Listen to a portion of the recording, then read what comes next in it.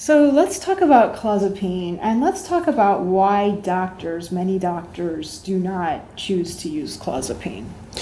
What I can tell you, Bethany, is why I didn't use it. Okay. And the reason is I didn't see a need to, because my paradigm of what was possible with schizophrenia is we can get them better, but we can't get them well. I mean, basically that was my paradigm. I hadn't seen what well looked like. Yeah. And so my training used a lot of the classic, typical antipsychotics, and then we were cutting edge at Mayo and we were using atypical antipsychotics, but I never had a patient personally on clozapine at Mayo. And when I came here to Evansville, I didn't have any patients on clozapine.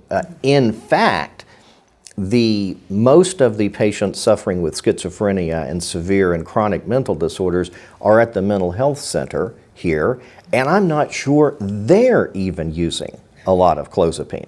And the reason is, and we've touched on this before, but in this video segment, there are risks for clozapine, and the one that really sticks in doctors' minds is, and it's a twofold problem. Blood tests are required because it can drop your absolute neutrophil count in your bone marrow. Agranulocytosis. Agranulocytosis, absolutely. It's not good. You die of an infection. I mean, who needs that? So with all the other antipsychotics that are out there and the atypical antipsychotics, in a physician's mind, it's, well, the patient is better. Why would I take a chance on using something like this? That's the first thing. Yeah. The second thing is, this is a gigantic pain in the rear. At least that's what the doctor thinks. That's what I used to think. Right. I thought, well, have to check the blood test every week for 6 months, then every 2 weeks for 6 months, and then I got to check it, and then I can only write it a month at a time, and who needs this? Right. So that's how the rare side effects. Is right. My patient going to get seizures or heart problems? Well, there's that, and then people. I've had a lot of people complain of drooling on their pillow, and also fatigue and sleepiness, and so I just didn't see a need for it until I met you, and I saw what is possible for a patient to be all the way remitted. One of my psychopharmacology mentors is a guy named Stephen Stahl that literally wrote the book, Essential Psychopharmacology. And he had a lecture series in the past. It was Why Settle for Silver When You Can Go for the Gold, toward full remission in depression.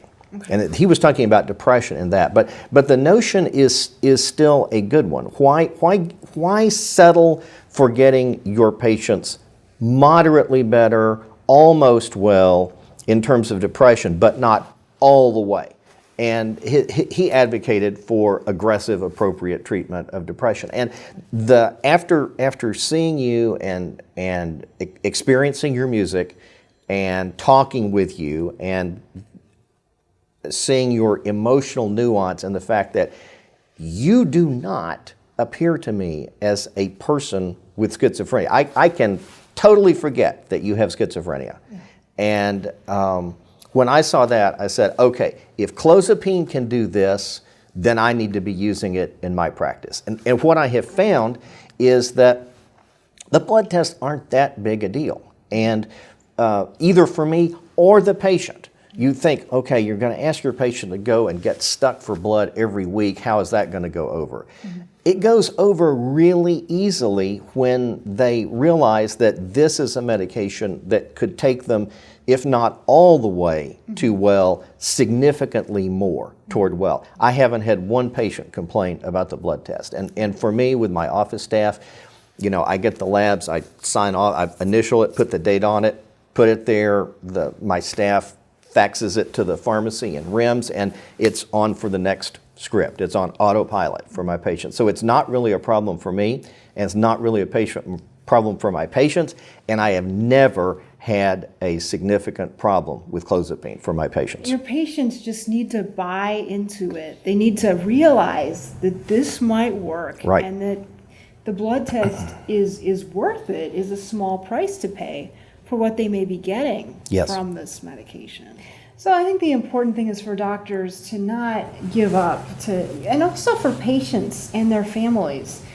Today, it shouldn't just be about staying outside the hospital. Perhaps in the 1960s and in the 1970s, if you could get out of the hospital and live in the community, that was a miracle. Right.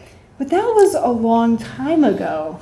And today, we have many new medications, and we have clozapine.